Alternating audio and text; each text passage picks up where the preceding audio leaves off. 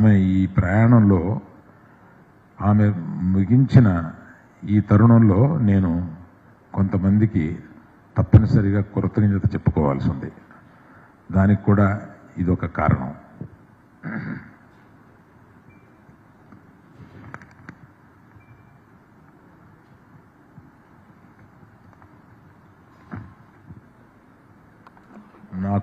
నాకు బంధువు కాకపోయినా, మా ఎవరికి బంధువు కాకపోయినా ఒక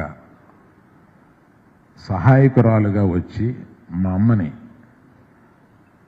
ఏకదృష్టితోటి, అంటే ఒక కూతురు కన్నా ఎక్కువ కింద ఆమెని ప్రేమించి ఆమెను దగ్గరుండి చూసుకుంది బొక్క లక్ష్మి అని. ఆ లక్ష్మికి నేను ఏమి చేసినా నా కృతజ్ఞత తీర్చుకోలేను, ఎంత డబ్బు ఇచ్చినా నా కృతజ్ఞత తీర్చుకోలేను.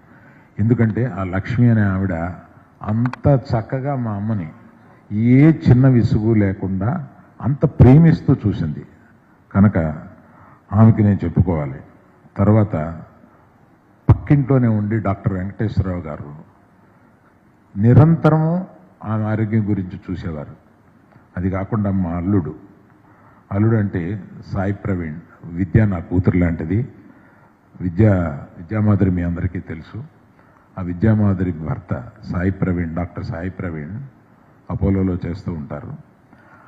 ఆయన అర్ధరాత్రి, అంటే ఆయన ఒక 10 నిమిషాలు లోపే ఉండేవారు.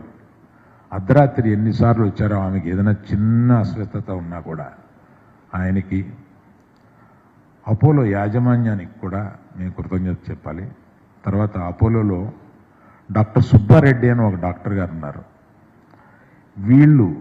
వీళ్ళందరూ కలిపి మా మదరు ఇన్నాళ్ళు ఆరోగ్యంగా ఉండడానికి, ఆమె ఎక్కువ అనారోగ్యంగా గురి అవ్వకుండా ఉండడానికి వీళ్ళందరూ కారణం. వాళ్ళందరితో పాటు నా స్నేహితుడు గోపీచంద్ ప్రతిదానికి నన్ను అడ్వైస్ చేస్తూ మా అమ్మని ఎలాగ లాంజివిటీ తీసుకురావాలి అనే దాని మీద అతను కూడా ఎప్పుడూ నన్ను అడ్వైస్ చేస్తూ ఉండేవాడు.